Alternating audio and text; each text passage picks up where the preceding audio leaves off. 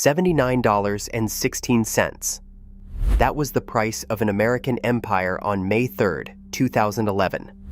4 years later, the same share of the same company was worth 35 cents, less than 1/200th of what it had been. Not because the ore ran out, not because the mine came up empty. The rock was exactly where the geologists said it would be, millions of tons of it, sitting under the California desert, untouched and undisputed. Nobody drilled a dry hole.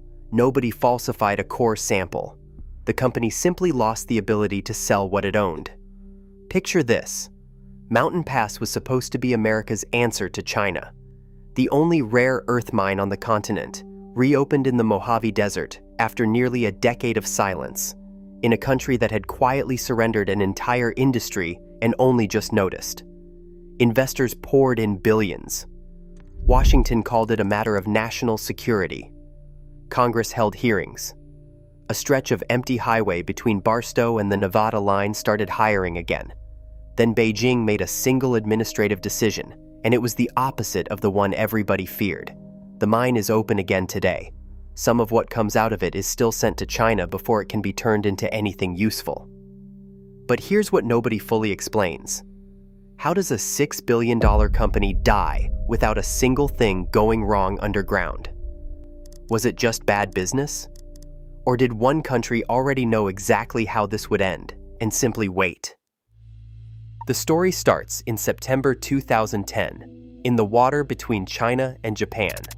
A Chinese fishing trawler collided with Japanese Coast Guard vessels near a disputed island chain. Japan detained the captain.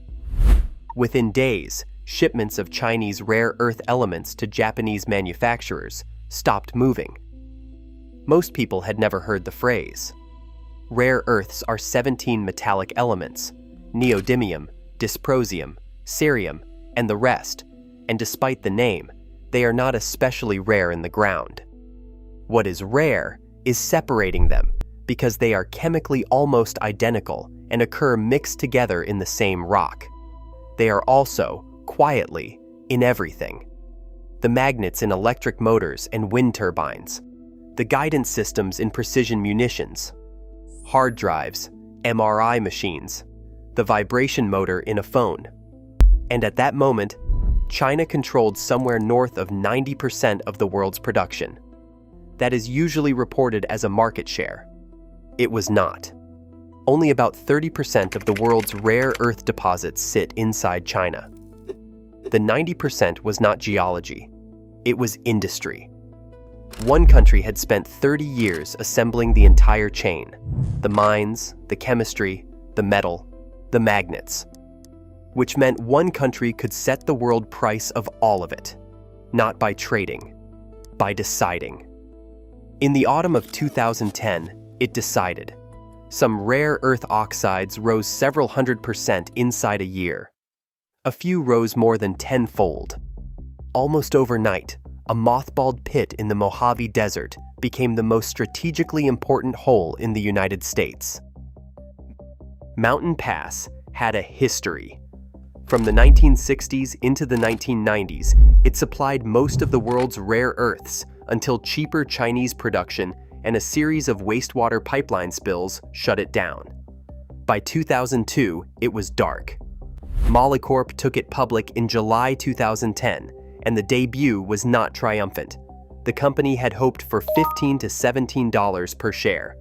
The market gave it $13.25. 10 months later, on May 3rd, 2011, the stock closed at $79.16, a company valued at roughly $6 billion, for a mine still years away from producing at scale. Money moved the way it always moves toward a story that sounds inevitable.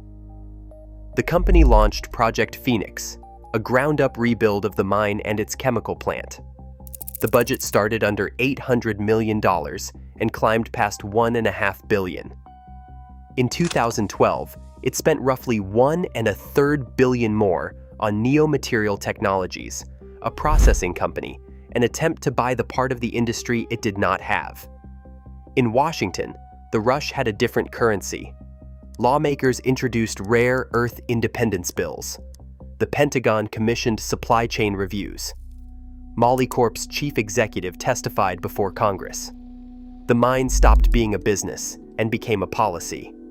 And in San Bernardino County, then carrying some of the worst unemployment in California, hundreds of construction and operations jobs appeared in a place that had almost nothing else.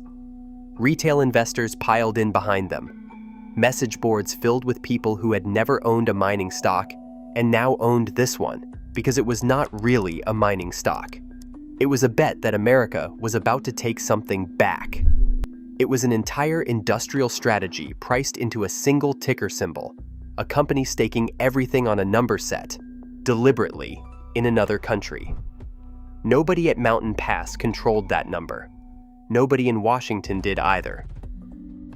Empires do not usually fall in a single night. This one fell on a single decision. It just took a few months for the paperwork to catch up.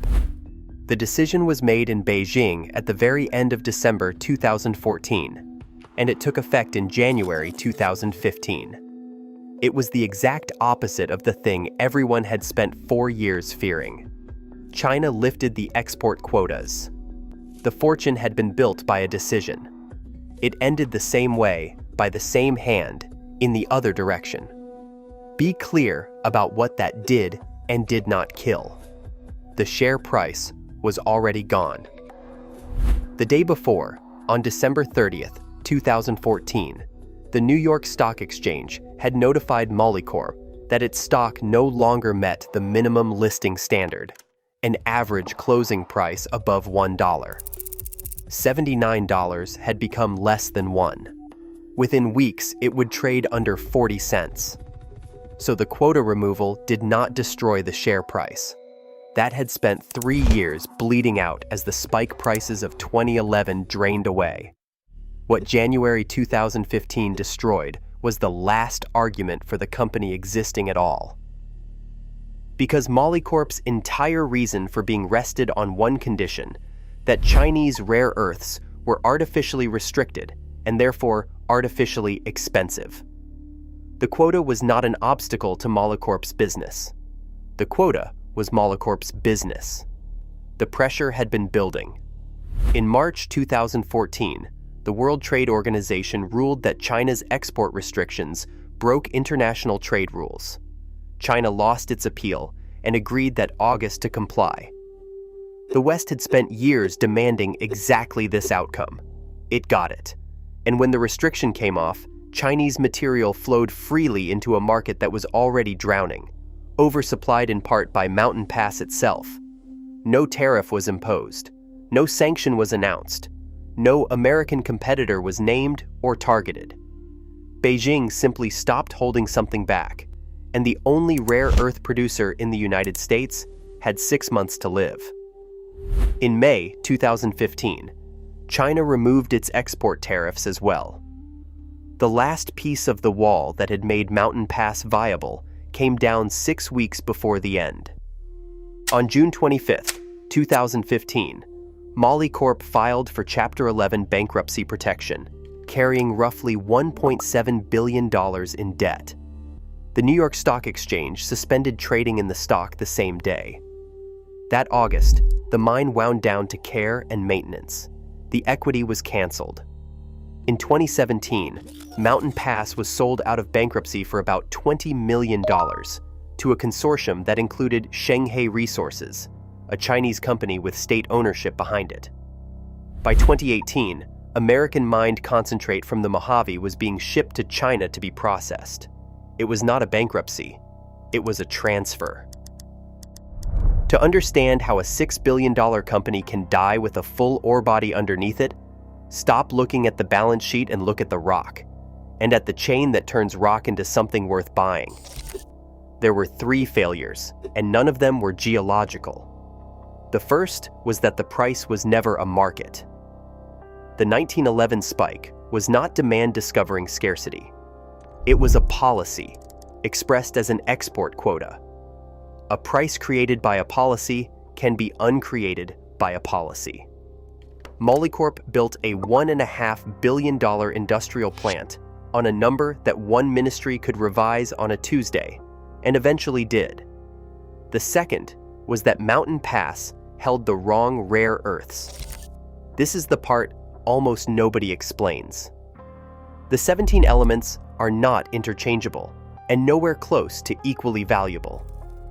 At the top of the market, terbium was worth roughly $2,300 per kilogram. Dysprosium reached about $1,450, a rise of more than 1,200%. These are the heavy rare earths, the ones that keep a magnet from losing its magnetism when a motor gets hot. They are why the world panicked in 2010. Mountain Pass has almost none of either. What it has is bastnasite, dominated by the light elements, cerium and lanthanum, among the least valuable of the 17. Cerium polishes glass. It is so abundant that at points in this story, it was effectively a waste product with disposal costs attached. So even at the peak, Molycorp was mining enormous tonnages of the elements the world already had too much of. The panic was about dysprosium. The mine produced cerium. The third failure was the half of the industry that does not exist in America. Digging the ore is the easy part. Turning it into product requires separation, solvent extraction, running to hundreds of sequential stages to pull near-identical elements apart, then reduction into metal, then alloying, then magnet manufacture. Each step is a separate industry, and one country had built all of them. Mountain Pass could produce concentrate. It could not, reliably and at cost, produce the finished thing an American manufacturer actually buys. The mine was never the hard part. The mine was the only part America had. When Molycorp filed, the destruction was total. In a way corporate failures usually are not. Roughly $6 billion of market value did not decline. It was extinguished. The common equity was canceled outright. Shareholders received nothing, which is what a share price of a few cents actually means. Not a discount. A wake. The bondholders and distressed debt funds who had financed the last, most expensive years of Project Phoenix took control of the wreckage, then took losses of their own. The Neo Materials acquisition, the deal meant to buy Molycorp a processing chain, was substantially written down before the company that bought it ceased to exist. The plant itself, the most ambitious rare earth processing facility built in the West in a generation, had never reliably hit its design specifications. It went with the mine, the ore body, the roads, and the water rights for $20 million. A $1.5 billion build sold for roughly 1% of what it cost to make. Investors who had bought the national security story at $70, and again at $40, and again at $8, were left holding canceled paper and a hole in the desert somebody else now owned. Mountain Pass is not near a town. It is the town. It sits alone on Interstate 15 between Baker, California, and the Nevada state line, with its own postal code, its own water supply, and effectively one employer. When the mine ran, several hundred people worked there: chemical operators, mill hands, electricians, lab technicians, in a corner of San Bernardino County, where the alternative was a long commute or no job at all. Many had moved for it. Some had moved back because their parents worked the same pit in the 1980s before the first shutdown, and the reopening was supposed to correct a mistake made a generation earlier. When the mine went to care and maintenance in 2015, the workforce went with it. An operator who spends a decade learning solvent extraction chemistry cannot take that trade down the road, because in the United States, there was almost nowhere else to take it. The most valuable industrial knowledge in the country evaporated into other careers. And then there were the shareholders who were not institutions. The people who bought Molycorp in 2011 were not resource investors. They were retail buyers who had read that America was reclaiming a strategic industry and who put retirement money into one company because the story felt patriotic and inevitable at once. When the equity was canceled, there was no partial recovery, no settlement, no bottom. There was zero. The mine did not fail them. The mine is still there. What failed was the assumption that owning the rock was the same as owning the industry. Here is what makes this story different from every other resource collapse. Molycorp did not overestimate its deposit. The resource was real, honestly assessed, and still in the ground today. No bad geology, no phantom reserve. This was not a lie about rock. It was a wager on somebody else's decision. Which means the warnings, when they came, were never about the mine running out. They were about arithmetic. Through 2012, analysts and short sellers published the same uncomfortable observation. The prices in Molycorp's own models were spike prices, and spike prices caused by a restriction always fall when the restriction ends. The cost overruns were public, quarter by quarter. That year, the company disclosed a Securities and Exchange Commission inquiry into its public statements. The chief executive was gone by December. A second warning came from Australia. Lynas Corporation was bringing the Mount Weld deposit and a Malaysian processing plant online across the same years, another non-Chinese supply source arriving into the same softening market. And then, in the first week of January 2015, days after Beijing scrapped the quotas, with the company already facing delisting, came the clearest warning of all. The market, one analysis argued, had misunderstood the entire story. Investors kept watching China. They should have been watching the ORE. The elements that had made rare earths a crisis were terbium and dysprosium, and Mountain Pass did not have them.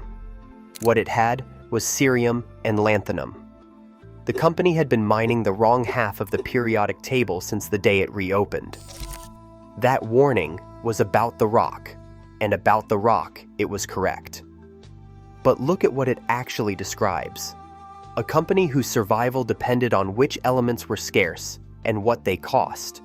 Two things not decided in California, or in Washington, or by any market. They were decided in Beijing, and they could be undecided there too. The most uncomfortable warning of all was the company's own existence. Molycorp was built to end a shortage. Every ton it produced made the shortage smaller. Its success and its destruction were the same event, running at different speeds.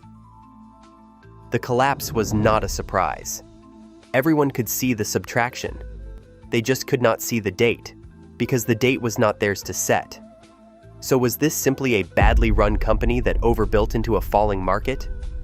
Or was a single public corporation ever capable of standing against the industrial policy of a state? Consider what Molycorp was actually asked to do.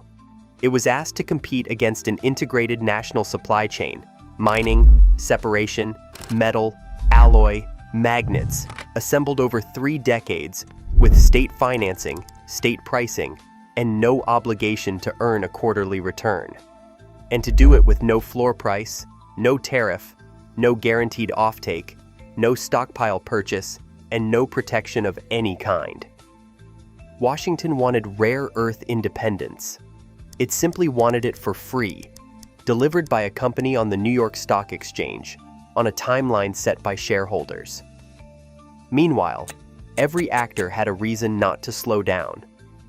Wall Street wanted a growth story with a geopolitical headline attached. The company wanted the multiple that story produced. Politicians wanted to be photographed at the mine, and the retail investor wanted to believe the patriotic trade was also the profitable one. Whether Beijing deliberately timed the end of the quotas to finish off its only Western competitor is argued about to this day. Some read the flood of supply after 2011 as strategy. Others read it as the predictable unwinding of an artificial spike, one that Molycorp helped create by existing.